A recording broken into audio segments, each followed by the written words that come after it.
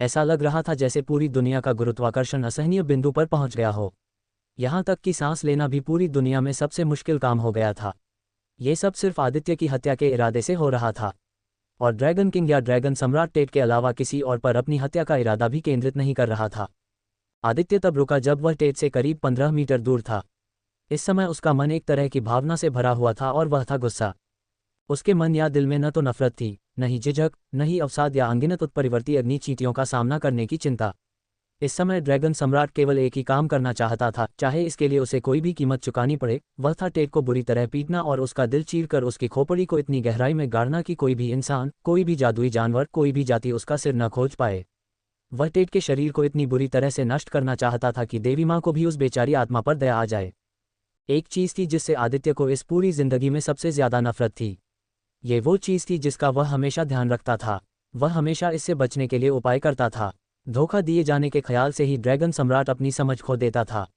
बिना ये जाने कि उसे क्या करना है, बिना इसके परिणामों के बारे में जाने, टेट ने कुछ ऐसा कर दिया जिसे इस ग्रह पर रहने वाला हर अकेला व्यक्ति करने से बचना चाहेगा। इस विशाल दुनिया में कई तरह के लोग थे। आदित्य ने पिछले जन्म में और इस जन्म में जितने दुश्मनों का सामना किया है, उनकी संख्या बहुत ज्यादा है। ड्रैगन सम्राट बनने के मार्ग पर चलते हुए ये संख्या बढ़ती ही जाएगी। आदित्य अपने सभी दुश्मनों का सम्मान करता था, सिवाय एक तरह के दुश्मन के। यह ऐसे लोग थे जो उसके दोस्तों और परिवारों के साथ विश्वासघात करते थे या विश्वासघात करते थे। पब फ्यूचर द्वारा विज्ञापन। इस बीच निराशा के माहौल में पूरी तरह से जानते हुए और यह महसूस करते हुए कि उसने इस बार बहुत बड़ी गलती की है, टेट पागल हो गया।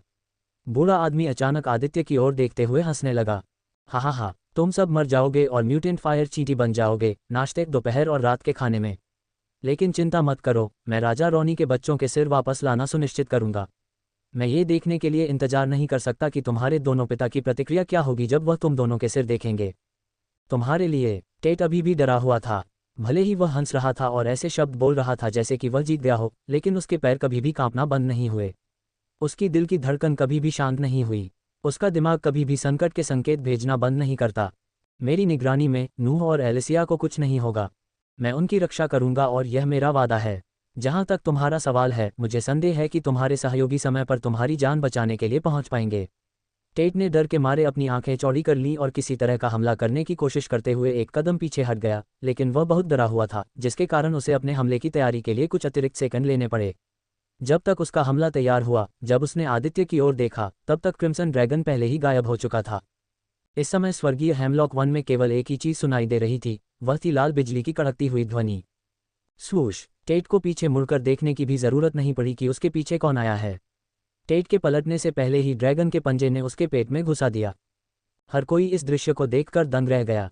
वे उस दिन को कभी नहीं भूलेंगे जब एक नौसिखिए तीसरे क्रम का व्यक्ति, जो एक नौसिखिए पांचवें क्रम के व्यक्ति के सामने एक चींटी से ज्यादा कुछ नहीं था, उसी नौसिखिए तीसरे क्रम के व्यक्ति द्वारा मारा गया। स्वर्गीय हेमलॉक वन का बाहरी क्षेत्र जो अब तक शांत था, वहां एक जोरदार दर्दनाक चीख सुनाई दी।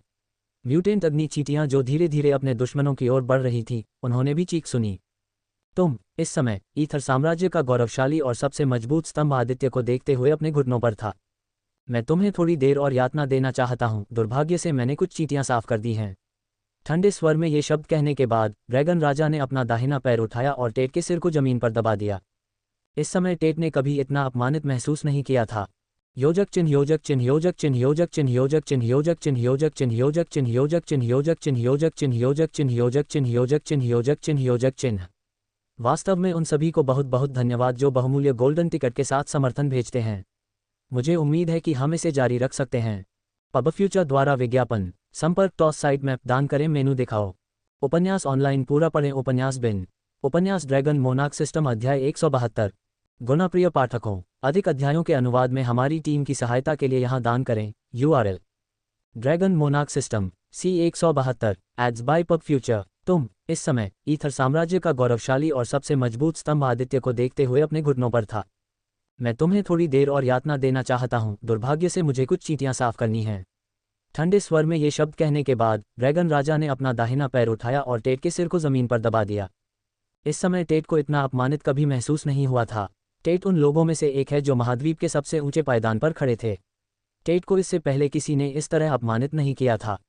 इस समय टेट के अंदर एक नई तरह की भावना भी थी, जो थी गुस्सा। इस बीच बाकी सभी लोग आदित्य की हरकतों से हैरान और स्तब्ध थे। खास तौर पर नूह और सिल्वी। वर्तमान आदित्य उस आदित्य से बहुत अलग था जिसे वह जानते थे। यह आदित्य उदासीन, ठंडा, क्रूर और निर्दयी था। शुरुआती 5वें क्रम की सेक्सुबस, नोरा टेट को दयनीय दृष्टि से देख रही थी। हालांकि वह नहीं जानती कि टेट ने उन्हें क्यों धोखा दिया, लेकिन अगर वह टेट की स्थिति में होती तो वह इस आदमी को धोखा देने के बारे में कभी नहीं सोचती। बेवकूफ़ बूढ़ा आदमी, तुम्हारे बेवकूफ़ अहंकार और तुम्हारे लालच ने तुम्हें मार डाला है। नोरा वास्तव में टेट या किसी भी चीज़ के करीब नहीं थी। वह हमेशा टेट से दूरी बनाए रखती थी क्योंकि वह वास्तव में बूढ़े आदमी को बहुत पसंद नहीं करती थी। अब उसे देखकर, जो मौत से बस कुछ ही सेकंड दूर था, उसे कुछ भी महसूस नहीं हुआ। हा, तुम मुझे यहीं मार सकते हो, लेकिन आज मैं अकेला नहीं रहूंगा जो यहाँ मरेगा।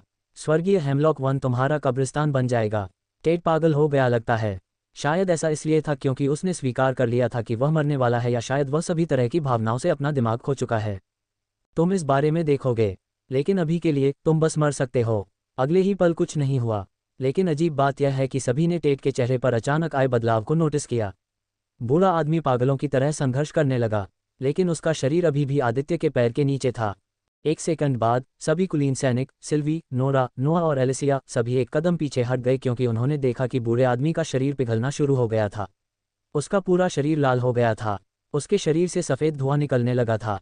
आहे! एक दर्दनाक चीख के साथ, जिसने सभी को सिहरन पैदा कर दी, टेट की जान चली गई। डिंग! आपने एक शुरुआती 5वें क्रम के साधक को मार दिया है। आपने जो अनुभव बिंदु प्राप्त किया है उसे भविष्य में उपयोग के लिए सहेज लिया गया है। आदित्य ने पिघले हुए शरीर टेट को घूरते हुए अपने फेफड़ों से हवा छोड़ी। आदित्य ने टेट के शरीर के तापमान को बढ़ाने के लिए अपनी क्रिम्सन लपटों का इस्तेमाल किया था, जिससे शुरुआती 5वें क्रम का शरीर सीधे पिघल गया। किसी को ये जानना था कि एक शुरुआती 5वें क्रम का साधक परमाणु मिसाइल का सामना कर सकता है।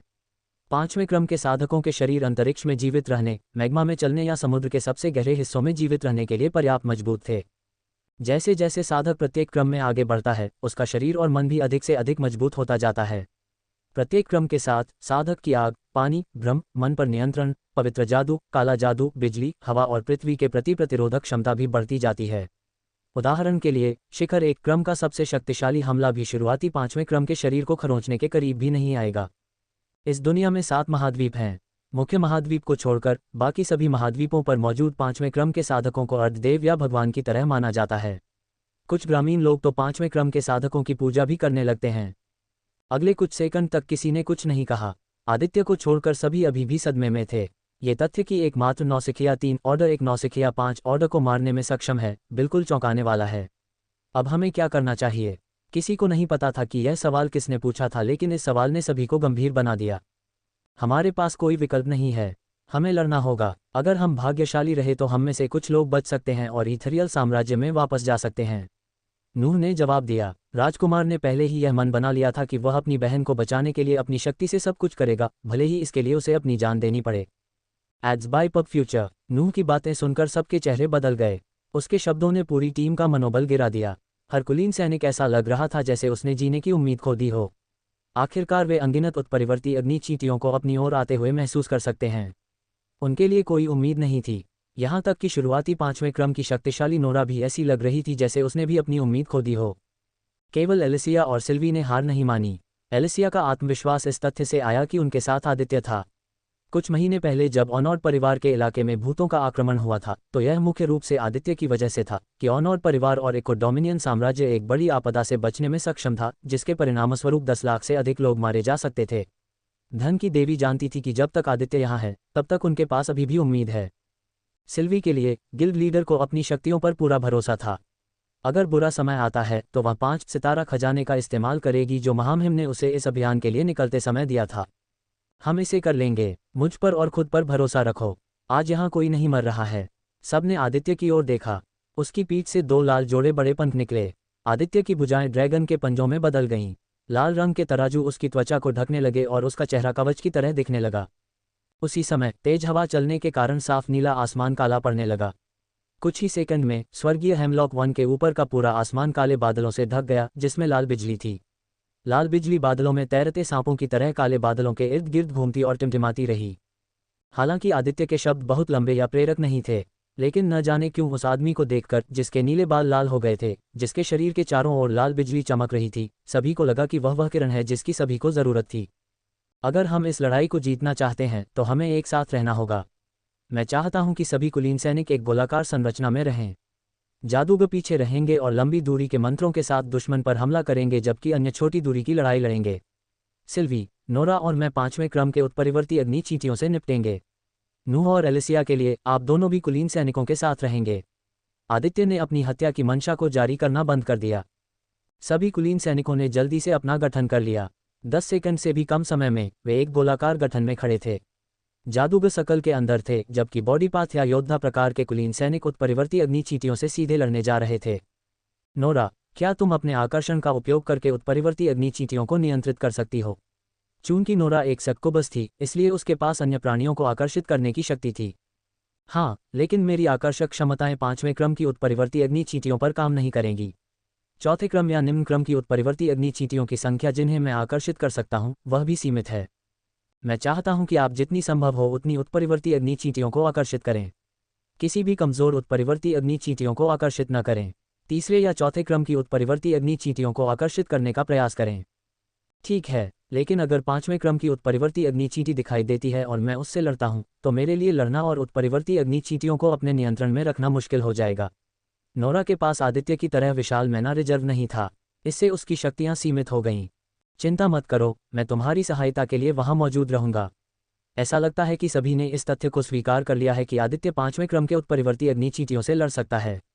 किसी ने उसके आदेश पर सवाल नहीं उठाया। बिना कहे ही आदित्य इस अभियान समूह का नेता बन गया था। मैं और सिल्वी अपना ध्यान सामने की ओर केंद्रित करेंगे। नोरा, अपनी आकर्षक शक्तियों का उपयोग करके हमारी सहायता करने का प्रयास करो। पीछे का क्या हुआ? सिल्वी ने उत्सुकता से पूछा। मेरे पास इसके लिए एक योजना है। आदित्य ने रहस्यमय ढंग से मुस्कुराते हुए सभी को उत्सुक कर दिया। आदित्य, इस बात की बहुत अधिक संभावना है कि लड़ाई के दौरान हम में से कई लोगों का मैना खत्म हो जाएगा। नोआह को इस बात की चिंता थी। नोआह की बातें सुनकर एलिसिया, सिल्वी, नोरा और अन्य लोगों ने भी भौहें सिकोड़ लीं। एड्स बाय पब फ्यूचर, मेरे पास कुछ मैना रिकवरी पोशन है जिन्हें मैंने अपने स्टोरेज रिंग में रखा था, लेकिन मेरे पास जो पोशन है वो ज़्यादा दिन तक नहीं टिकेंगे। इसका मतलब है कि हमें इस लड़ाई को जल्द से जल्द खत्म करने की कोशिश करनी होगी। आदित्य ने फिर अपने पास मौजूद सभी मैना रिकवरी और स्टेमिना रिकवरी पोशन निकाल लिए। अपने लिए कुछ रिकवरी पोशन रखने के बाद आदित्य ने बाकी पोशन को एलीट सैनिकों में बराबर बराबर बांट दिया। सभी की आंखों के सामने आदेश देने के बाद ड्रैगन सम्राट ने जमीन पर मुक्का मारा और फिर अपनी दाहिनी मुट्ठी में जमा सारा मन छोड़ दिया। बूम! अचानक जमीन हिलने लगी। एलिसिया ने यह दृश्य पहले भी देखा था। वह समझ गई कि आदित्य पीछे क्या करने की योजना बना रहा है। एक बार फिर सभी लोग दंग रह गए जब जमीन से पानी की तरह लाल गर्म मैग्मा निकल रहा था। आदित्य पर मैग्मा का कोई असर नहीं दिख रहा था। कुछ ही मिनटों में 500 मीटर से ज्यादा का इलाका लाल गर्म मैग्मा से ढक गया। ये चींटियों को हम पर पीछे से हमला करने से रोकेगा। मैग्मा से क्षेत्र को डुबोकर चारों दिशाओं से हमला होने के बजाय आदित्य ने उत्परिवर्ती अग्नि चींटियों को 3 तरफ से हमला करने के लिए मजबूर किया है। उत्परिवर्ती अग्नि चींटियां चाहे कितनी भी शक्तिशाली क्यों न हो, आदित्य द्वारा बनाए गए मैग्मा के सामने उनकी शक्तियां कुछ भी नहीं थीं। अगर वे मैग्मा नदी पर कदम रखते हैं तो उनके स्टील जैसे कठोर शरीर तुरंत पिघल जाएंगे। वे आ रहे हैं। उत्तर दिशा से घनी झाड़ियों को चीरते हुए हजारों लाल जोड़े आंखें उस मानव समूह को घूर रही थीं जो स्वर्गीय हेमलॉक वन के बाहरी क्षेत्र में प्रवेश कर चुका था। उत्परिवर्ती अग्नि चींटियां अपने लक्ष्य की दिशा में धीमी गति से चल रही थीं, बिना अपने लक्ष्य के 2 5वें क्रम के साधकों से डरे। उसी समय पश्चिम और पूर्व से 1 लाख से अधिक उत्परिवर्ती अग्नि चींटियां अभियान दल की ओर बढ़ रही थीं, जबकि दक्षिण से आने वाली उत्परिवर्ती अग्नि चींटियां अपनी दिशा बदलने के लिए मजबूर थीं क्योंकि मैग्मा के एक चाप के आकार के पूल ने उनके रास्ते को अवरुद्ध कर दिया था। बिना बताए चींटियों को पता था कि यह मैग्मा उनके लिए बहुत खतरनाक था। राजकुमारी, क्या तुम डर गई हो? आदित्य की आवाज़ सुनकर एलिसिया चौंक गई। अभी 1 सेकंड पहले वह घेरे के बाहर उससे 20 मीटर दूर खड़ा था। क्यों? मेरा मतलब है, तुम यहाँ क्या कर रहे हो? धन की देवी घबराई हुई लग रही थी। ये पहली बार था जब एलिसिया को इस तरह की किसी चीज़ का सामना करना पड़ा था। ये स्पष्ट था कि देवी घबराई हुई होगी और शायद थोड़ी डरी हुई भी होगी। आदित्य राजकुमारी के पीछे चला गया और उसे अपने मजबूत हाथों से उसकी कमर के चारों ओर लपेट लिया और उसकी पीठ को अपनी छाती पर टिका लिया। उसका चेहरा उसके दाहिने कंधे पर टिका हुआ था। अपने नज़दीक से आदित्य उसके शरीर की मीठी और प्राकृतिक खुशबू को सूंघने में सक्षम था, जिससे उसे ऐसा महसूस हो रहा था जैसे वह नशे में था। तुम जानती हो, अगर तुम मुझे अपना खूबसूरत चेहरा चूमने दोगी तो मैं तुम्हें अपनी जान देकर भी बचाने का वादा करता हूँ। आदित्य की बात सुनकर एलिसिया का मन हुआ कि इस बेशर्म आदमी को मुक्का मार दे। इतने खतरे के सामने भी यह आदमी उसके साथ बेशर्मी से पेश आ रहा था। मुझे आपकी सुरक्षा की ज़रूरत नहीं है। हालांकि राजकुमारी नाराज़ लग रही थी, फिर भी वह उसकी छाती से टिकी हुई खड़ी रही।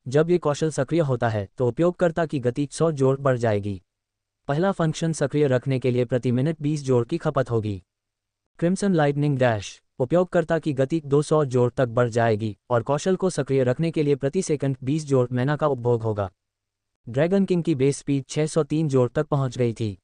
विंड फेयरी के ब्रेसलेट ने उसे निष्क्रिय रूप से 100 जोड़ चपलता दी, जबकि क्रिम्सन लाइटनिंग डैश और स्टॉर्म फ्लाइट जैसे निष्क्रिय कौशल ने उसे चपलता में एक और 300 जोड़ बढ़ावा दिया। संक्षेप में आदित्य की वर्तमान चपलता 1003 जोड़ तक पहुंच गई थी। दूसरों के लिए आदित्य की गति प्रकाश की गति से चल रही थी। उसके दुश्मनों को सिर्फ एक ही चीज दिख रही थी, वह थी उनके पास से गुजरती हुई लाल रोशनी।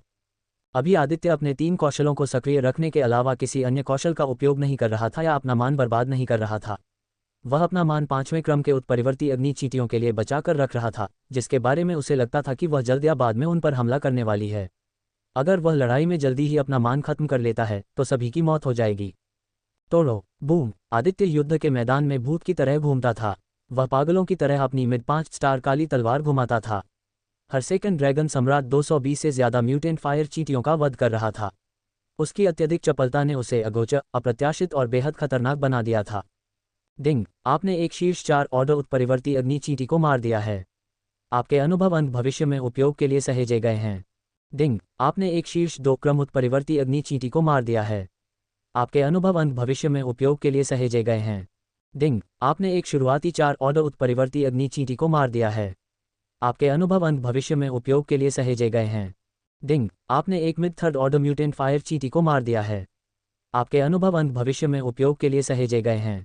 पब फ्यूचर द्वारा विज्ञापन। डिंग, आपने एक शुरुआती 4 क्रम उत्परिवर्ती अग्नि चींटी को मार दिया है। सोल ब्लेज चार्ज हो रहा है 88%। जब आदित्य पागलों की तरह प्रति सेकंड 220 से ज्यादा म्यूटेंट फायर चींटियों का वध कर रहा था, तब उसके साथियों को बहुत मुश्किल समय का सामना करना पड़ रहा था। अगर आदित्य ने चाप के आकार की मैग्मा नदी नहीं बनाई होती तो पूरी टीम पहले ही चारों तरफ से हमला होने से गिर चुकी होती। स्थिति और भी खराब होती जा रही थी। लड़ाई शुरू हुए अभी कुछ ही मिनट हुए थे, जबकि उत्परिवर्ती अग्नि चींटियों के लिए ये कहा जा सकता है कि वे बस वार्म अप कर रहे थे, लेकिन अभियान दल के सदस्यों के लिए उन्हें अपना सब कुछ देने और लड़ते रहने के लिए मजबूर किया जा रहा था। वे जानते थे कि एक बार जब वे रुक गए तो उनकी गलती किसी की जान ले लेगी और टीम के गठन को तोड़ देगी, जिसके परिणामस्वरूप सभी की मौत हो जाएगी। इस समय कोई मतभेद नहीं था। हर कोई अपने मतभेदों को किनारे रख चुका था और अपनी जान की बाजी लगाकर लड़ रहा था। चाहे वह इंसान हो, मत्स्यांगना हो, जानवर हो, कल्पित बौने हो, सभी को एक साथ काम करना था, अन्यथा वे सभी मरने वाले थे। आदित्य द्वारा टेट को मारने के बाद अभियान दल में 98 लोग थे। 98 लोगों में से 67 जादूगर थे, जबकि बाकी योद्धा या शरीरपत साधक थे। शरीरपत साधकों को उत्परिवर्ती अग्नि चींटियों से नजदीकी सीमा में लड़ना था। इसका मतलब है कि उनके घायल होने की संभावना उन जादूगरों की तुलना में अधिक थी जिन्होंने लंबी दूरी के मंत्रों का उपयोग करके उन्हें मार गिराया था। इस समय धन की देवी राजकुमारी एलिसिया युद्ध कर रही थी। राजकुमारी ने अपने अग्नि प्रकार के हमलों का उपयोग करने से पीछे नहीं हटी। वास्तव में उसकी अग्नि प्रकार की हमले की शक्तियां किसी शुरुआती 4 क्रम की साधना के विनाश स्तर तक पहुंच गई थीं। ये सब उस कवच सेट की बदौलत था जिसे आदित्य ने कल उसके लिए मंत्रमुग्ध किया था। नरक की आग। राजकुमारी एलिसिया ने चिल्लाते हुए अपनी दाहिनी तर्जनी उंगली तीसरे क्रम के उत्परिवर्ती अग्नि चींटियों के झुंड की ओर इशारा किया जो उनसे 50 मीटर दूर थे। जैसे ही राजकुमारी ने अपने सबसे शक्तिशाली हमलों में से एक का उपयोग करना समाप्त किया, अगले 3 सेकंड तक कुछ भी नहीं हुआ। उत्परिवर्ती अग्नि चींटियों ने निडरता से आगे बढ़ते हुए एलिसिया पर व्यंग्य किया, लेकिन यह एक गंभीर गलती थी। एक पीक 3 ऑर्डर म्यूटेंट फायर चींटी को अचानक धरती का तापमान अजीब तरह से बढ़ता हुआ महसूस होना बंद हो गया। इससे पहले कि वह और दूसरी म्यूटेंट फायर चींटियां समझ पाती कि क्या हो रहा है, जमीन से अचानक एक सुनहरी लपटें उठने लगीं। कुछ जादूगर रुक गए और अपनी दाईं ओर देखने लगे। एलिसिया के अग्नि जैसे हमले ने 25 मीटर के क्षेत्र को सुनहरी लपटों में जला दिया था। जब सुनहरी लपटें जलना बंद हो गईं, तो सैकड़ों से ज्यादा मृत उत्परिवर्ती अग्नि चींटियां जमीन पर पड़ी थीं। उनके शरीर जलकर काले हो गए थे। उनके शरीर से सफ़ेद धुआं निकल रहा था। अच्छा नहीं, मेरा मैना पहले से ही खत्म होने लगा है, एलिसिया ने धीमे स्वर में कहा। उसका चेहरा थोड़ा पीला पड़ गया था। अपने हमले को और अधिक विनाशकारी बनाने के लिए एलिसिया को अपने मंत्रों में अतिरिक्त मात्रा में मैना डालना पड़ा। ये देखते हुए कि उसके लिए चीज़ें कैसी चल रही थीं, कुछ ही मिनटों में ईथरियल साम्राज्य की राजकुमारी का मैना खत्म हो जाएगा और वह कोई सहायता प्रदान करने में सक्षम नहीं होगी। बस इस बारे में सोचने से एलिसिया बेहद निराश हो गई। उत्तर दिशा में लगभग 400 मीटर की दूरी पर आदित्य 1 लाख से अधिक उत्परिवर्ती अग्नि चींटियों से घिरा हुआ था। आखिरकार आदित्य ने अपनी गति धीमी की और अपनी काली तलवार से एक नौसिखिया द्वितीय श्रेणी के उत्परिवर्ती अग्नि चींटी को मार डाला। ड्रैगन राजा के चेहरे पर मुस्कान थी। इस मुस्कान का कारण था सोल ब्लेज चार्ज हो रहा है 100%। डिंग, सोल ब्लेज 100% तक पहुंच गया है। होस्ट के सभी आंकड़े 45% तक बढ़ गए हैं। आत्मा ज्वाला, तृतीय क्रम निष्क्रिय कौशल। विवरण: एक विशेष प्रकार का कौशल जिसे शरीर और जादुई पद साधक दोनों सीख सकते हैं। इस कौशल को सीखने की कोई आवश्यकता नहीं है। ये कौशल अपने आप में एक निष्क्रिय कौशल है जो एक निश्चित सीमा तक पहुंचने के बाद उपयोगकर्ता के आंकड़े बढ़ाएगा। फंक्शन: चूंकि यह कौशल एक निष्क्रिय कौशल है, इसलिए उपयोगकर्ता को इस कौशल को सक्रिय करने के लिए कोई भी मान खर्च नहीं करना पड़ेगा। ये कौशल मेजबान द्वारा मारे गए दुश्मन की आत्मा का एक छोटा सा हिस्सा इकट्ठा करके काम करता है। जब उपयोगकर्ता द्वारा एक निश्चित मात्रा में आत्मा ऊर्जा एकत्र की जाती है, तो ये कौशल अस्थायी अवधि के लिए उपयोगकर्ता के आंकड़ों को 45% तक बढ़ा देगा। उपयोगकर्ता के आंकड़ों में वृद्धि 10 मिनट के बाद गायब हो जाएगी। नोट: ये कौशल पूरी तरह से निष्क्रिय है। इस कौशल की सक्रियता का निर्णय उपयोगकर्ता द्वारा नहीं लिया जा सकता है। आदित्य ने गहरी सांस लेते हुए अपनी आंखें बंद कर लीं। वह अपने आंकड़ों में वृद्धि महसूस कर सकता था। नई और ताज़ा ठंडी लेकिन गर्म ऊर्जा उसके पूरे शरीर में फैल गई।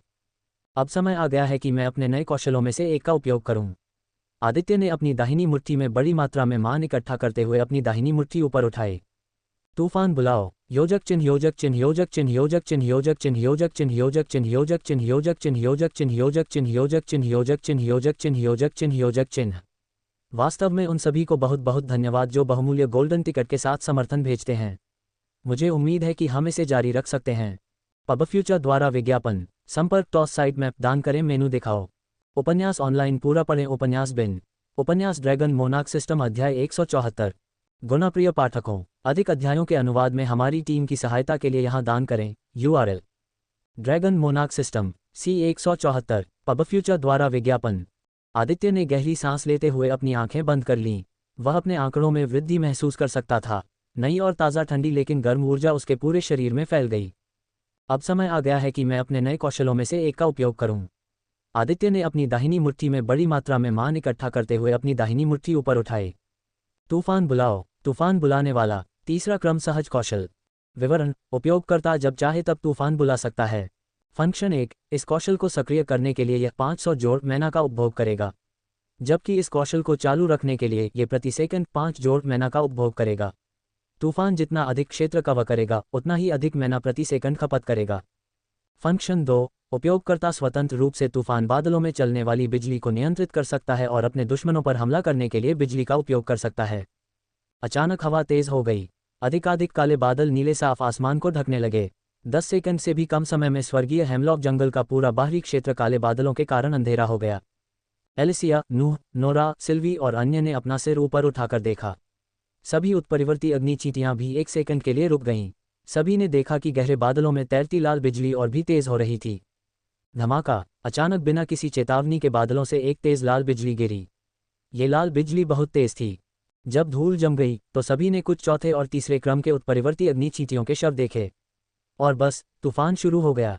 आसमान से तेज बारिश होने लगी, लेकिन किसी कारण से बारिश के पानी का आदित्य द्वारा बनाए गए मैग्मा पर कोई असर नहीं हुआ। उत्तरी हवाएं भी तेज हो गईं। कभी कभी यहाँ वहाँ बादलों से लाल बिजली गिरती और चौथे क्रम के उत्परिवर्ती अग्नि चींटियों पर गिरती। बूम, दरार, बूम। जैसे ही तूफान शुरू हुआ, आदित्य को भी सिस्टम से कुछ संदेश प्राप्त हुए। डिंग, तूफान के कारण स्टॉर्म मार्शल वर्ग की निष्क्रिय शक्ति सक्रिय हो गई है।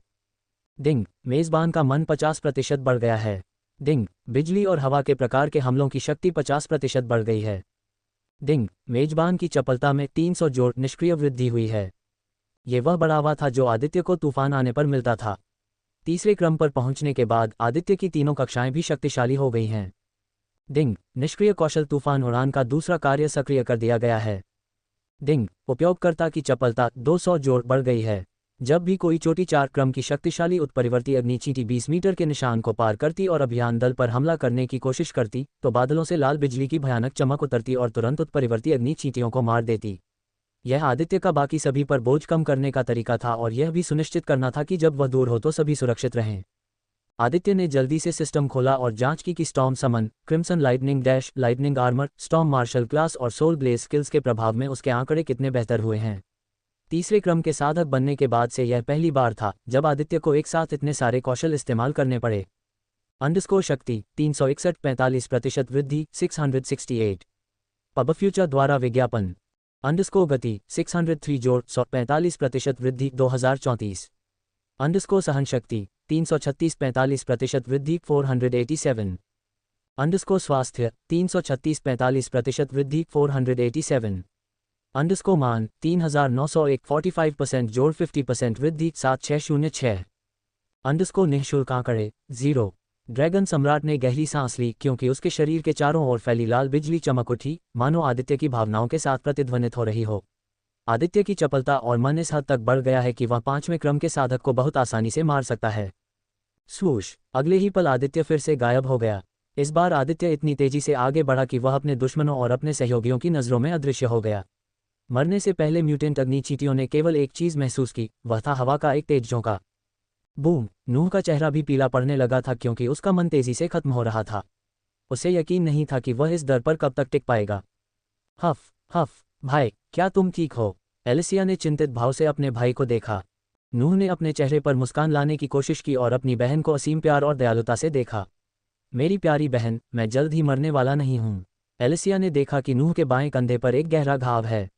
ऐसा लगता है कि वह एक नौसिखिए चार ऑर्डर को मारने की कोशिश करते हुए घायल हो गया है। महाराज, आप पर नज़र रखें। अचानक एक कुलीन सैनिक चिल्लाया। नूह और एलिसिया दोनों ने एक साथ ऊपर देखा। भाई और बहन दोनों की आंखें सदमे और निराशा में चौड़ी हो गईं क्योंकि उन्होंने देखा कि उनसे 9 मीटर दूर हवा से उन पर हमला करने वाली सैकड़ों से ज़्यादा उत्परिवर्ती अग्नि चींटियां थीं। इन उत्परिवर्ती अग्नि चींटियों की ताकत 4 क्रम की थी। ऐसा कोई तरीका नहीं है जिससे नूह या कोई भी कुलीन 4 सैनिक इतनी सारी उत्परिवर्ती अग्नि चींटियों को मार सके। सिल्वी और नोरा के लिए भी चींटियों के उन तक पहुंचने से पहले सभी उत्परिवर्ती अग्नि उत्परिवर्ती को मारना मुश्किल होगा। हालांकि उनकी निराशा उनके पास आने से बहुत दूर थी। अभियान दल के सभी लोगों ने एक तेज दरार की आवाज़ सुनी। जब नूह ने अपनी आंखें झपकाईं और उन्हें फिर से खोला तो उसने जो देखा वह उसके होश उड़ा गया। पलक झपकने में 1 सेकंड से भी कम समय लगता है, फिर भी उस समय में कुछ ऐसा था जो इतनी तेजी से आगे बढ़ा कि 1 सेकंड से भी कम समय में ये सैकड़ों से ज़्यादा 4th ऑर्डर उत्परिवर्ती अग्नि चींटियों को मारने में सक्षम था जो उनके सिर से 9 मीटर दूर थे। वह क्या था? नूह ने पूछा, हालांकि वह अंदर से उत्तर जानता था। सिल्वी और नोरा, दोनों 5वीं श्रेणी की साधिकाएं भी रुक गईं और गहरे सदमे में एक दूसरे को देखने लगीं। अभी आदित्य इतनी तेजी से आगे बढ़ रहा था कि वे भी उसे नहीं देख पा रही थीं। अपनी सतर्कता मत खोना, मैं आकाश से हमला करने वाली उत्परिवर्ती अग्नि चींटियों से निपटूंगा। तुम सब बाकी चींटियों से निपटो, आदित्य ने बोलते हुए कहा। नहीं रुका। आदित्य की बातें सुनकर सभी प्रेरित हुए। इस बीच आदित्य ऐसे घूम रहा था जैसे वह युद्ध के मैदान में टेलीपोर्ट हो रहा हो। क्रिम्सन सम्राट ने अपनी पूरी ताकत भी नहीं दिखाई थी, फिर भी दुश्मन उसे रोक नहीं सका। हर सेकंड आदित्य 556 मीटर की दूरी तय कर रहा था। हर सेकंड वह कुछ 100 से 500 म्यूटेंट फायर चींटियों को मारने में सक्षम था। इस समय आदित्य वास्तव में एक हत्या मशीन बन गया था जिसे कोई भी रोक नहीं सकता था। पूरी लड़ाई शुरू हुए 10 मिनट से ज़्यादा नहीं हुए थे कि आदित्य की हत्या की संख्या 140,000 तक पहुंच गई। म्यूटेंट अग्नि चींटियों की इतनी बड़ी संख्या होने के बावजूद म्यूटेंट अग्नि चींटियों की संख्या खत्म होती नजर आ रही है। अपनी तलवार के हमलों की शक्ति 30% बढ़ने के साथ आदित्य चौथे क्रम के उत्परिवर्ती अग्नि चींटियों के शरीर को भी चाकू से मक्खन काटने से ज़्यादा आसानी से काट रहा था। हथियार ग्रैंडमास्टर, तीसरा क्रम। विवरण: एक शक्तिशाली जन्मजात कौशल केवल उन लोगों को दिया जाता है जिनके पास युद्धनर्तक वर्ग है। फंक्शन 1, ये कौशल उपयोगकर्ता को उपयोगकर्ता द्वारा रखे गए किसी भी हथियार पर ज्ञान और तत्काल महारत देता है। हथियार महारत किसी भी हथियार की शक्ति को 30% तक बढ़ा देती है। फंक्शन 2, अगर प्रतिद्वंद्वी मेजबान के समान क्रम में है तो मेजबान को चकमा देने या महत्वपूर्ण हमला करने का 80% मौका देता है। प्रतिद्वंद्वी के स्तर के आधार पर प्रतिशत बढ़ या घट सकता है। पबफ्यूचर द्वारा विज्ञापन। डिंग, आपने एक शीर्ष 3 ऑर्डर उत्परिवर्ती अग्नि चींटी को मार दिया है। आपके अनुभव अंत भविष्य में उपयोग के लिए सहेजे गए हैं। डिंग, आपने एक शुरुआती 4 ऑर्डर उत्परिवर्ती अग्नि चींटी को मार दिया है। आपके अनुभव अंत भविष्य में उपयोग के लिए सहेजे गए हैं। डिंग, आपने एक मिड 4 ऑर्डर म्यूटेंट फायर चींटी को मार दिया है। आपके अनुभव अंत भविष्य में उपयोग के लिए सहेजे गए हैं। डिंग, आपने एक शुरुआती 4 ऑर्डर उत्परिवर्ती अग्नि चींटी को मार दिया है। आपके अनुभव अंत भविष्य में उपयोग के लिए सहेजे गए हैं। डिंग, तुमने एक शीर्ष 4 क्रम उत्परिवर्ती अग्नि चींटी को मार दिया है। सिस्टम से लगातार आ रहे संदेशों से आदित्य को सिरदर्द हो रहा था और वह परेशान भी हो रहा था। दुर्भाग्य से सिस्टम संदेशों को बंद करने का कोई फंक्शन नहीं है। आदित्य केवल इन संदेशों से बचने और म्यूटेंट फायर चींटियों को मारने पर ध्यान केंद्रित करने की पूरी कोशिश कर सकता था। वह किस तरह का रहस्यमय और स्वर्ग को चुनौती देने वाला अस्तित्व है। नोरा ने अपने पास पड़े शवों को देखना शुरू किया। वह और सिल्वी उत्परिवर्ती अग्नि चींटियों को मारते हुए सभी की रक्षा करने के लिए संघर्ष कर रहे थे। लेकिन जैसे ही एक क्रिम्सन लाइट और हवा का एक तेज झोंका उनके पास से गुजरा, उनके आसपास की सभी उत्परिवर्ती अग्नि चींटियां मर गईं। अब सिल्वी, नोरा, नूह, एलिसिया और अन्य अभियान दलों को उत्परिवर्ती अग्नि चींटियों के आने का इंतजार करना होगा। नोरा ने कभी किसी ऐसे व्यक्ति के बारे में न तो देखा था और न ही सुना था जो ऐसा कुछ कर सकता है। अब उसे लगने लगा था कि युद्ध की देवी भी इस राक्षस को नहीं रोक सकती। इस आदमी को सामान्य मानक का उपयोग करके आंकना मूल रूप से उसका अपमान करना है। सिल्वी ने दूर की ओर देखते हुए उत्तर दिया। उसकी आंखें उस लाल रंग की रोशनी का अनुसरण करने की कोशिश कर रही थीं जो पागल गति से उत्परिवर्ती अग्नि चींटियों को मार रही थी। कहीं गहरे में सिल्वी को अपने सबसे अच्छे दोस्त से जलन होने लगी थी। अगर उसे आदित्य मिल जाता तो वह उसे पाने के लिए कुछ भी कर सकती थी। इस बीच नोरा लाल रोशनी की दिशा को देखते हुए अपनी जांघों को आपस में रगड़ रही थी। इतने सक्षम पुरुषों द्वारा संरक्षित होने के कारण शुरुआती 5वें क्रम की सक्कुबस ने अपना रुख बदल लिया था। सक्कुबस अपनी छवि को सबके सामने खराब न करने की पूरी कोशिश कर रही थी। हर सक्कुबस सहज रूप से सबसे मजबूत और सबसे सक्षम साथी की तलाश में था। आदित्य ने नोरा को यह एहसास दिलाया है कि केवल वही उसका साथी बनने के योग्य है। सिल्वी, आदित्य सिंगल है न? सिल्वी ने कोई जवाब नहीं दिया। वह तुरंत नोरा को घूरने लगी। अंदर ही अंदर उसने सक्कुबस को दयनीय नज़र से देखते हुए आह भरी। हॉनी सक्कुबस, अगर मैं आदित्य सिंगल होती तो मैं उसे लेने वाली पहली होती। दुर्भाग्य से तुम्हारे और मेरे लिए भी हमारी महिला ने हमें दौड़ में हरा दिया है। सिल्वी ने फिर एलिसिया की ओर देखा। बेशक धन की देवी ने नोरा की बातें सुन ली हैं। एलिसिया की आंखें ठंडी हो गईं। उसकी ठंडी ठंडी निगाहों ने सिल्वी और नोरा दोनों को डर से कांपने पर मजबूर कर दिया। आदित्य के लिए कोई विचार नहीं है। इस बीच अन्य लोग अपने दिल में कोसने से खुद को नहीं रोक पाए। इन महिलाओं को इस बात की चिंता नहीं थी कि वे किस खतरे में हैं, बल्कि ये महिलाएं इस बात पर चर्चा कर रही थीं कि आदित्य सिंगल है या नहीं। इस बीच आदित्य लगभग 2000 मीटर दूर था। ड्रैगन सम्राट ने 2000 मीटर की सीमा के भीतर हर उत्परिवर्ती अग्नि चींटी को खत्म कर दिया था। अपने शारीरिक आंकड़ों में वृद्धि प्राप्त करने के बाद आदित्य धीरे धीरे उत्परिवर्ती अग्नि चींटियों को धकेल रहा था ताकि उसके अन्य लोग इसे आसानी से कर सकें। सोल ब्लेज, शेष समय 6 मिनट 02 सेकंड। आदित्य अपनी सहनशक्ति की परवाह किए बिना खुद को आगे बढ़ा रहा था। वह जानता था कि एक बार सोल ब्लेज से मिलने वाला बढ़ावा खत्म हो जाने पर उसकी सहनशक्ति तुरंत कम हो जाएगी, जिससे वह थक जाएगा, जो कि आदित्य नहीं चाहता था। जैसे जैसे वह घेरे में घूमता गया, उसने यह महसूस करने की कोशिश की कि कहीं कोई 5वें क्रम की उत्परिवर्ती अग्नि चींटियां तो नहीं हैं। सौभाग्य से आज किस्मत उसके पक्ष में लग रही है, क्योंकि अभी तक आदित्य को एक भी 5वें क्रम की शक्तिशाली चींटी नहीं मिली। सोल ब्लेज, शेष समय 5 मिनट 02 सेकंड। सोल ब्लेज, शेष समय 4 मिनट 02 सेकंड। सोल ब्लेज, शेष समय 3 मिनट 02 सेकंड। सोल ब्लेज, शेष समय 2 मिनट 02 सेकंड। सोल ब्लेज, शेष समय 1 मिनट 02 सेकंड। सोल ब्लेज, शेष समय 34 सेकंड।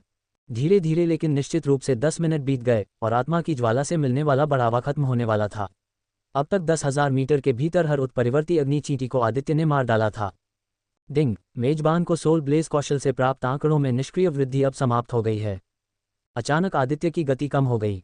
आखिरी उत्परिवर्ती अग्नि चींटियों को मारने के बाद वह रुक गया। थकावट की एक लहर उसके शरीर को ढक गई। इतनी तेज गति से चलने के लिए एक कीमत चुकानी पड़ती है। ईंधन के बिना भले ही इंजन में ध्वनि की गति से चलने की क्षमता हो, कार नहीं चलेगी। आदित्य बहुत तेज गति से आगे बढ़ रहा था, जिसका मतलब था कि उसकी सहनशक्ति भयावह गति से खत्म हो रही थी। आदित्य की सहनशक्ति केवल 336 थी, जो उसके कौशल सोल ब्लेज से 50% की वृद्धि के बाद 487 हो गई थी। अब जब यह वृद्धि खो गई है तो आदित्य के आंकड़े भी गिर गए हैं। मुझे लगता है कि मैं बहुत दूर आ गया हूँ। मुझे वापस लौट जाना चाहिए। स्टेमिना रिकवरी की गोली मुंह में डालने के बाद आदित्य जाने के लिए मुड़ा। लेकिन जैसे ही वह मुड़ा, उसे एक आभा महसूस हुई जिसने तुरंत उसके चेहरे को पीला कर दिया। योजक चिन्ह, योजक चिन्ह, योजक चिन्ह, योजक चिन्ह, योजक चिन्ह, योजक चिन्ह, योजक चिन्ह, योजक चिन्ह, योजक चिन्ह, योजक चिन्ह, योजक चिन्ह, योजक चिन्ह, योजक चिन्ह, योजक चिन्ह, योजक चिन्ह, योजक चिन्ह। वास्तव में उन सभी को बहुत बहुत धन्यवाद जो बहुमूल्य गोल्डन टिकट के साथ समर्थन भेजते हैं। मुझे उम्मीद है कि हम इसे जारी रख सकते हैं। थोड़ा बड़ा अध्याय। मुझे आशा है कि सभी को यह अध्याय पसंद आया होगा। पब फ्यूचर द्वारा विज्ञापन। संपर्क टॉस साइट मैप दान करें, मेनू दिखाओ। उपन्यास ऑनलाइन पूरा पढ़ें। उपन्यास बिन। उपन्यास ड्रैगन मोनार्क सिस्टम अध्याय 175। गुणप्रिय पाठकों, अधिक अध्यायों के अनुवाद में हमारी टीम की सहायता के लिए यहाँ दान करें। URL dragon monarch system C175। Pub future द्वारा विज्ञापन। मुझे लगता है कि मैं बहुत दूर आ गया हूँ। मुझे वापस लौट जाना चाहिए। स्टेमिना रिकवरी की गोली मुंह में डालने के बाद आदित्य जाने के लिए मुड़ा। लेकिन जैसे ही वह मुड़ा, उसे एक आभा महसूस हुई जिसने तुरंत उसके चेहरे को पीला कर दिया। ये आभा क्या है? आदित्य को लगा जैसे कोई पहाड़ उसके शरीर को दबा रहा हो। उसे घुटन महसूस हो रही थी।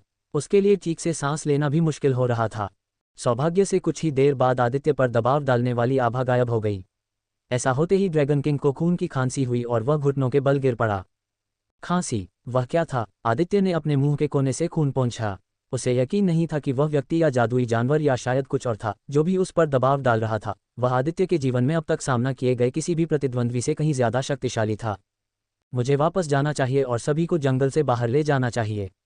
चूंकि आदित्य अब सभी उत्परिवर्ती अग्नि चींटियों को 10,000 मीटर दूर धकेलने में कामयाब हो गया है, वे इस मौके का उपयोग दक्षिण की ओर जाने और सभी उत्परिवर्ती अग्नि चींटियों से लड़ते हुए जंगल से बाहर निकलने के लिए कर सकते हैं। योजक चिन्ह, योजक चिन्ह, स्वूश। सभी को ये देखकर राहत मिली कि आदित्य वापस आ गया है। म्यूटेंट अग्नि चींटियों के साथ इस छोटे लेकिन बहुत थकाऊ और जानलेवा टकराव के बाद सभी को एहसास हुआ कि आदित्य के बिना वे मर चुके होंगे। सब कैसा है? नूह ने चारों ओर देखते हुए पूछा। अभी सभी का शरीर बारिश के पानी में भीगा हुआ था। बारिश के रुकने के कोई आसार नहीं दिख रहे थे। मैंने इस छोटी सी अवधि में लगभग 400,000 उत्परिवर्ती अग्नि चींटियों को मार डाला है। मैं 10,000 मीटर के दायरे में हर उत्परिवर्ती अग्नि चींटी को मारने में कामयाब रहा हूँ। लेकिन ये हमेशा ऐसे ही नहीं रहेगा। कुछ ही मिनटों में 4 क्रम की उत्परिवर्ती अग्नि चींटियाँ दूरी कम कर देंगी और हम पर फिर से हमला करेंगी। हमें इस मौके का उपयोग दक्षिण की ओर बढ़ने के लिए करना होगा। आदित्य की योजना दक्षिण दिशा से दुश्मन के गठन को तोड़ने और स्वर्गीय हेमलॉक जंगल से बाहर निकलने की थी। वर्तमान में पूरा अभियान दल चारों ओर से घिरा हुआ था। उन्हें इस बात का एहसास भी नहीं था कि वे घिरे हुए हैं। अभी आदित्य और टीम स्वर्गीय हेमलॉक वन के बाहरी क्षेत्र में गहराई में थे। सभी उत्परिवर्ती अग्नि चींटियों का सामना करने के लिए प्रतीक्षा करने के बजाय ड्रैगन राजा दक्षिण की ओर बढ़ना चाहता था ताकि वे सभी उत्परिवर्ती अग्नि चींटियों को मारकर एक रास्ता बना सकें और अंततः इस जंगल को छोड़ सकें। ठीक है, चलो आदित्य जो कहता है वही करते हैं। आदित्य की क्षमता को देखकर नूह और अन्य लोग सहमत हो गए। योजना एक सुरक्षित रास्ता बनाने की थी ताकि हर कोई कम से कम या बिना किसी चोट के इस जंगल से निकल सके। योजना कभी भी सभी उत्परिवर्ती अग्नि चींटियों से लड़ने और मौत तक लड़ने की नहीं थी। आदित्य की योजना के अनुसार सभी दक्षिण दिशा की ओर भागने लगे। लेकिन जैसे ही सभी भागने लगे आदित्य को कुछ एहसास हुआ। वह और नोरा, शुरुआती 5वें क्रम की सक्कुबस, गायब हो गए और सभी के पीछे फिर से प्रकट हुए। आदित्य एलिसिया के पीछे दिखाई दिया। दोनों भाई और बहन पूरे अभियान समूह में सबसे धीमे थे। चूंकि नूह और एलिसिया दोनों ही मध्य 3 क्रम और शिखर 3 क्रम साधक थे, उनकी गति की तुलना कुलीन सैनिकों की गति से नहीं की जा सकती। पब फ्यूचर द्वारा विज्ञापन। क्या? एलिसिया ने आदित्य को अपने बगल में दौड़ते हुए देखकर पूछा।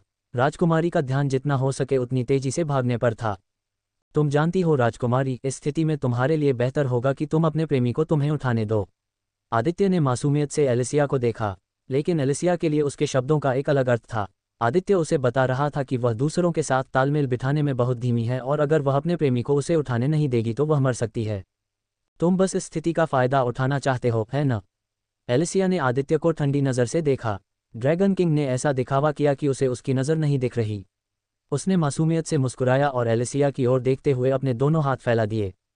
टस्क, ठीक है, ऐसा नहीं है कि एलिसिया के पास कोई बेहतर विकल्प था। एलिसिया भी अपने भाई के बारे में चिंतित थी। उसने दौड़ना बंद कर दिया और अपने भाई की ओर देखा, केवल ये देखने के लिए कि उसका भाई सक्कुबस नोरा द्वारा ले जाया जा रहा था। इस समय नूह को इतनी शर्मिंदगी कभी महसूस नहीं हुई थी। उसे एक लड़की उठाकर ले जा रही थी। आदित्य को अपनी एक भौं उठाए हुए देखकर क्राउन प्रिंस को और भी शर्मिंदगी महसूस हुई। अगर संभव हो तो नूह अपना सिर कहीं छिपाकर गायब हो जाना चाहता था। जब एलिसिया अपने भाई को देखकर खुश हो रही थी तभी आदित्य ने उसे उठा लिया। जैसे ही आदित्य के हाथों ने एलिसिया के शरीर को छुआ, देवी का पूरा शरीर लाल बिजली से ढक गया। लाल बिजली ने उसके चारों ओर एक पूर्ण शरीर कवच बना दिया। एलिसिया को एक पल के लिए लगा कि उसे बिजली का झटका लगेगा, लेकिन उसे आश्चर्य हुआ कि ऐसा कुछ नहीं हुआ। आदित्य ने उसे अपनी छाती से लगा लिया और पूरी गति से भागने लगा। कुछ ही सेकंड में उसने सबको पीछे छोड़ दिया। एलिसिया को प्रश्नवाचक दृष्टि से देखते हुए देखकर उसके चेहरे पर हल्की मुस्कान आ गई। मैं अपनी लाल बिजली को नियंत्रित कर सकता हूँ। मान लीजिए कि यह बिजली एक सुरक्षा कवच के रूप में काम कर रही है। यहाँ तक कि फोर्थ ऑर्डर का नौसिखिया भी इस कवच को नहीं तोड़ पाएगा जब तक कि दुश्मन अपना सबसे शक्तिशाली हमला न करे। एलिसिया ने सिर्फ सिर हिलाया और फिर एक सेकंड के लिए अपनी आंखें बंद कर लीं। इस बीच आदित्य के चेहरे पर मुस्कान तुरंत गायब हो गई, क्योंकि उसे लगा कि कुछ शक्तिशाली दुश्मन उनकी दिशा में बढ़ रहे हैं। हर गुजरती हुई इंद्रियों के साथ दुश्मन और भी करीब आ गया। जैसे जैसे दुश्मन करीब आता गया, आदित्य का चेहरा भी बदसूरत होता गया, क्योंकि उसे एहसास हुआ कि दुश्मन जितना उसने शुरू में सोचा था उससे कहीं ज्यादा शक्तिशाली है। ये बुरा है। आदित्य ने दौड़ना बंद कर दिया। अब तक वह 9,000 मीटर की दूरी तय कर चुका था। वह अभी भी स्वर्गीय हेमलॉक जंगल से निकलने से 10 किलोमीटर से अधिक दूर था। आदित्य को दौड़ना बंद करना पड़ा क्योंकि वह जानता था कि भले ही वह और एलिसिया बिना किसी चोट के जंगल से बाहर निकलने में कामयाब हो जाएं, लेकिन बाकी सभी 5वें क्रम के उत्परिवर्ती अग्नि चींटियों के हाथों मर जाएंगे। 10 सेकंड बाद एक एक करके अन्य भी आदित्य को पकड़ने लगे। सिल्वी सबसे पहले पहुंची। व्हाइट लॉर्ड्स गिल्ड लीडर रुक गई क्योंकि उसे भी 5वें क्रम की उत्परिवर्ती अग्नि चींटियों की उपस्थिति का आभास हुआ।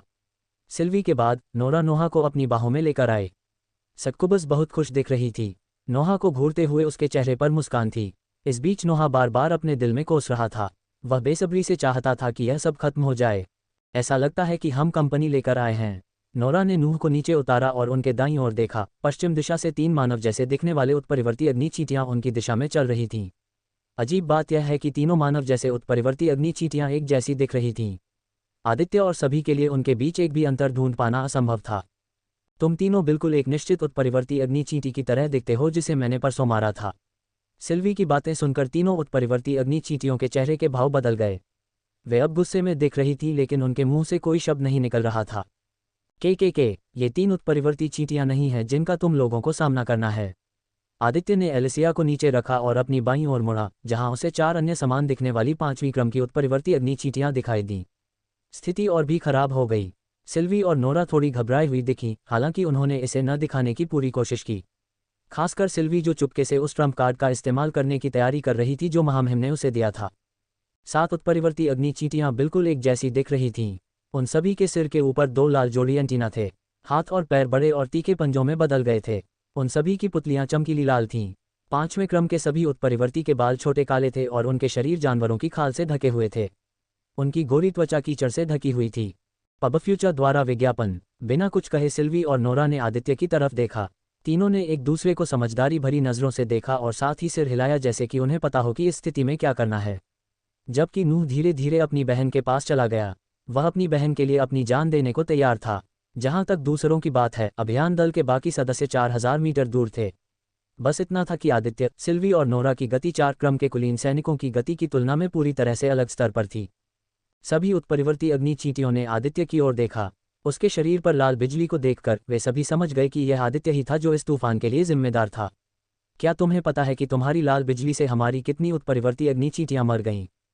उत्परिवर्ती अग्नि चींटी की बातें सुनकर आदित्य ठंडे स्वर में मुस्कुराया। मुझे कुछ पता नहीं। पूरा जंगल बड़ी बड़ी चींटियों से भरा पड़ा है। मैंने बस यूं ही बिजली बुला ली और तुम्हारी चींटियां मरती रहीं। आदित्य ने जहां भी देखा उसे केवल उत्परिवर्ती अग्नि चींटियां ही दिखाई दीं। इसलिए उसने बस यूं ही अपनी बिजली बुला ली ताकि जितनी संभव हो सके उतनी उत्परिवर्ती अग्नि चींटियों को मार सके। ऐसा लगता है कि हमारा एक दुश्मन ड्रैगन है। 5वें क्रम के उत्परिवर्ती अग्नि चींटियों में से एक, जिसका नाम निकोलस था, आदित्य को घूरते हुए बोला। अभी आदित्य के हाथ ड्रैगन के पंजे में बदल गए थे। उसका पूरा शरीर लाल ड्रैगन के तराजू से ढका हुआ था। चींटियों के लिए यह जानना मुश्किल नहीं था कि आदित्य एक असली ड्रैगन था। ऐसा लगता है कि हमें ड्रैगन का मांस चखने का अवसर मिलेगा, फ्रैंक नामक एक अन्य उत्परिवर्ती अग्नि चींटी ने अपने होंठ चाटते हुए कहा।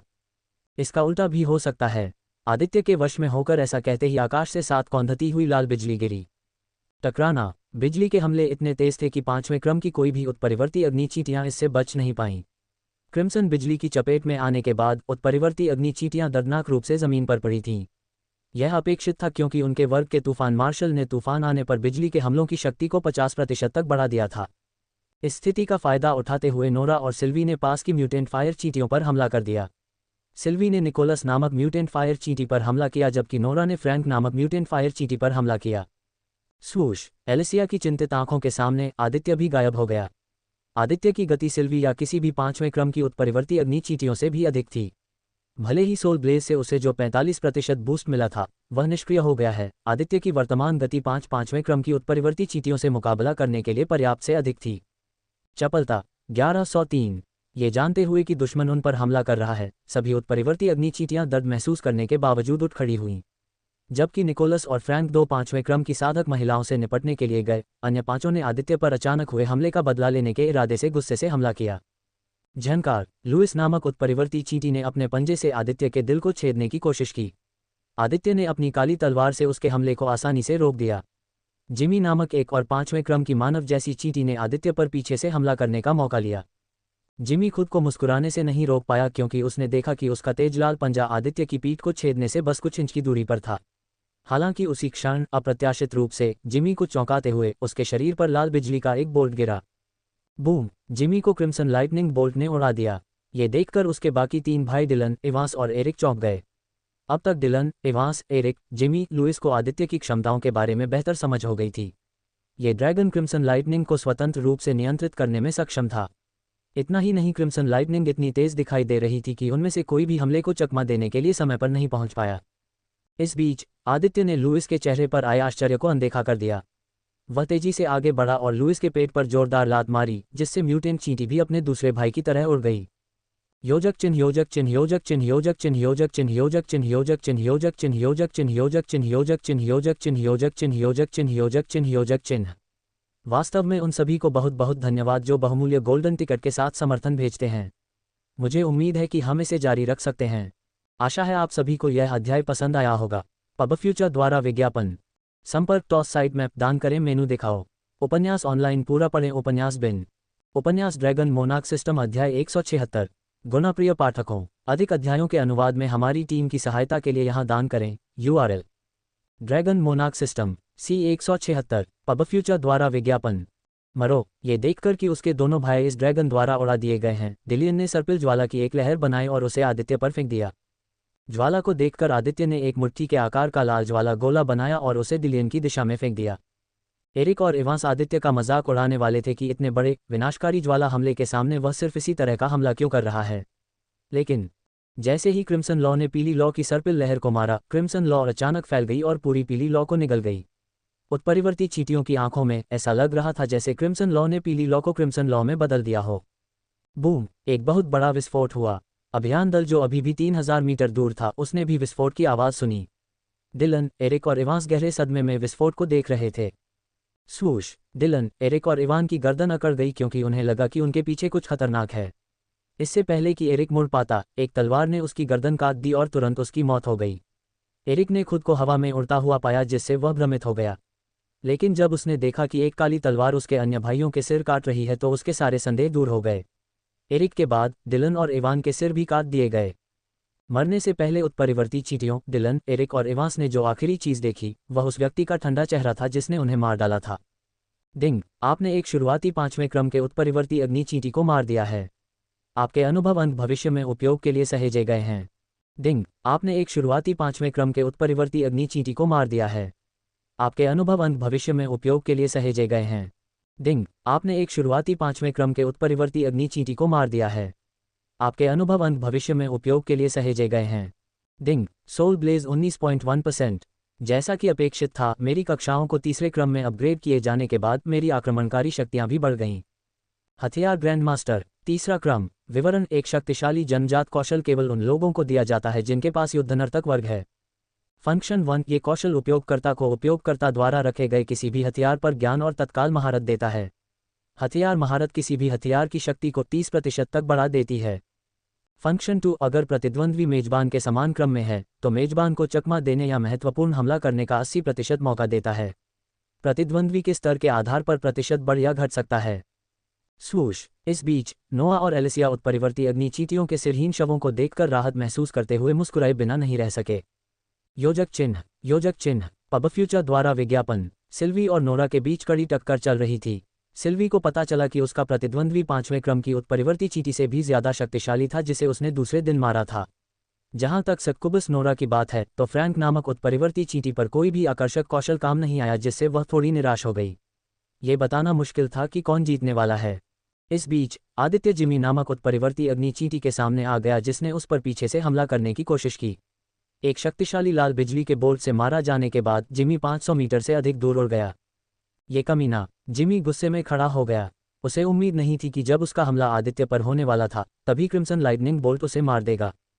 हालांकि 2 लगातार लाल बिजली के बोल्टों से घायल होने के बावजूद जिमी पूरी तरह से ठीक दिख रहा था। उसके एंटेना थोड़े क्षतिग्रस्त हो गए थे और उसकी त्वचा जल गई थी, लेकिन वह पूरी तरह से ठीक था। मुझे वापस जाना चाहिए और अपने भाई की मदद करनी चाहिए। पूरे इलाके में एक दर्दनाक चीख सुनाई दी। जिमी का पूरा शरीर कांप उठा और उसने नीचे देखा कि एक लाल लाल तलवार की नोक उसके पेट में घुस गई है। जिमी को इस बात से डर लगा कि तलवार इतनी गर्म थी कि उसका पेट सचमुच अंदर से जल रहा था। इस समय 5वें क्रम की उत्परिवर्ती अग्नि चींटी को जिंदा जलाया जा रहा था। जिमी अपने पेट से तलवार निकालने के लिए एक कदम आगे बढ़ना चाहता था, लेकिन उसे उम्मीद नहीं थी कि कोई हाथ उसकी गर्दन पकड़ लेगा। इससे पहले कि वह समझ पाता कि क्या हो रहा है, 5 फीट 9 इंच लंबे म्यूटेंट चींटी जिमी के पूरे शरीर में आग लग गई। वह किसी तरह पीछे मुड़ा और देखा कि आदित्य उसे घूर रहा था। पूरे इलाके में एक और जोरदार चीख सुनाई दी। 10 सेकंड से ज्यादा समय के बाद जिमी भी आदित्य के हाथों मर गया। डिंग, आपने एक शुरुआती 5वें क्रम के उत्परिवर्ती अग्नि चींटी को मार दिया है। आपके अनुभव अंत भविष्य में उपयोग के लिए सहेजे गए हैं। Ding, soul Blaze 25.2%। आदित्य ने म्यूटेंट चींटी के शव को फेंक दिया क्योंकि उसे लगा कि कोई व्यक्ति अपनी जान बचाने के लिए भागने की कोशिश कर रहा है। लेकिन आदित्य ने ऐसा नहीं होने दिया। 1000 मीटर दूर लुइस ने अभी अभी देखा है कि उसके 3 भाई कितनी जल्दी मर गए। जिमी की चीख सुनने के बाद लुइस को पता चल गया कि इस ड्रैगन से लड़ने के लिए यहाँ रहना उसकी मौत होगी। लुइस को अपनी जान किसी भी चीज़ से ज़्यादा कीमती लगी। नतीजतन उसने भागना शुरू कर दिया। वह अपनी पूरी ताकत से भागने लगा। मैं माँ से कहूँगा कि वह व्यक्तिगत रूप से उसके ड्रैगन से निपटे। जैसे ही जिमी अपनी माँ को संदेश भेज रहा था, बिजली का एक लाल बोल्ट उसकी छाती पर लगा और उसे तोप के गोले की तरह उड़ा दिया। टकराना। लुइस ने सीने में हड्डी तोड़ने वाला दर्द महसूस करते हुए कराहना शुरू कर दिया। लाल रंग की बिजली की चपेट में आने के बाद उसने तुरंत ही खून की एक बूंद खांसी कर ली। लुइस को नहीं पता था कि वह कितनी तेजी से हवा में उड़ रहा था। उसे बस इतना पता था कि अपनी शक्तियों के बावजूद भी वह खुद को पीछे की ओर उड़ने से नहीं रोक सकता। लेकिन अचानक एक हाथ ने उसकी गर्दन पकड़ ली और लुइस को रोक दिया। लुइस ने अपनी आंखें खोलीं, अपनी छाती में घुटन भरे दर्द को अनदेखा करते हुए। वह पीछे देखने में कामयाब रहा, लेकिन उसे शैतान का चेहरा दिखाई दिया। यह उस व्यक्ति का चेहरा था जिसे लुइस फिर कभी नहीं देखना चाहता था। लेकिन लगता है कि आज किस्मत ने कुछ और ही सोच रखा था। कृपया, घोंसला कहाँ है? आदित्य ने ठंडे स्वर में पूछा। लेकिन आदित्य का सवाल सुनकर लुइस ने अपना मुंह और आंखें बंद कर लीं। भले ही उसे अपनी जान प्यारी हो, लेकिन लुइस अपनी जाति के साथ विश्वासघात नहीं कर सकता। कोई भी उत्परिवर्ती अग्नि चींटी कभी भी अपनी जाति के साथ विश्वासघात नहीं करेगी।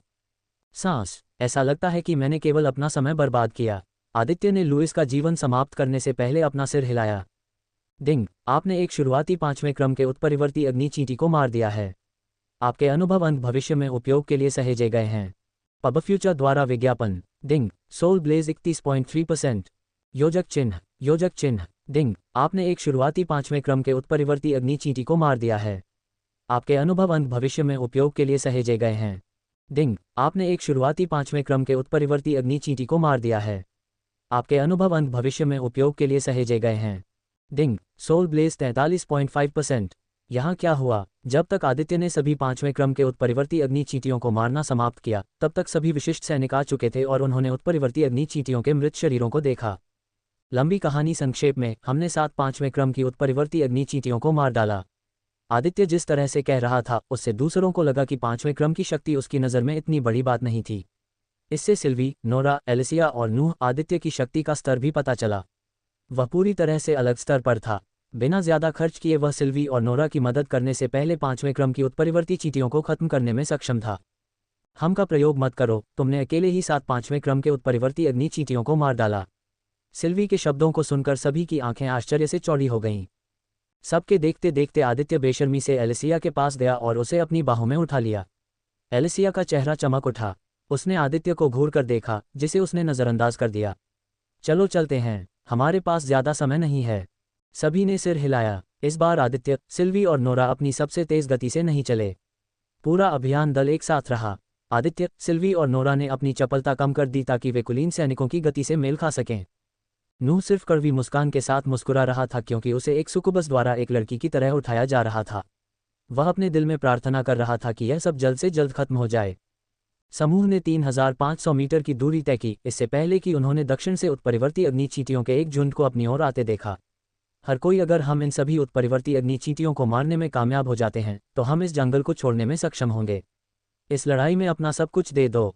आदित्य के पास एलिसिया को पीछे छोड़ने का समय भी नहीं था कि उसे लगा कि कोई बहुत खतरनाक चीज़ उसकी ओर बहुत तेजी से आ रही है। आदित्य को लगा कि कोई चीज़ उसकी छाती पर निशाना साध रही है। उसे पता था कि अगर उसने इस हमले को होने दिया तो एलिसिया शायद गंभीर रूप से घायल हो जाएगी या इससे भी बदतर यह कि उसकी मौत हो सकती है। इस समय आदित्य को लगा जैसे समय धीमा हो गया है।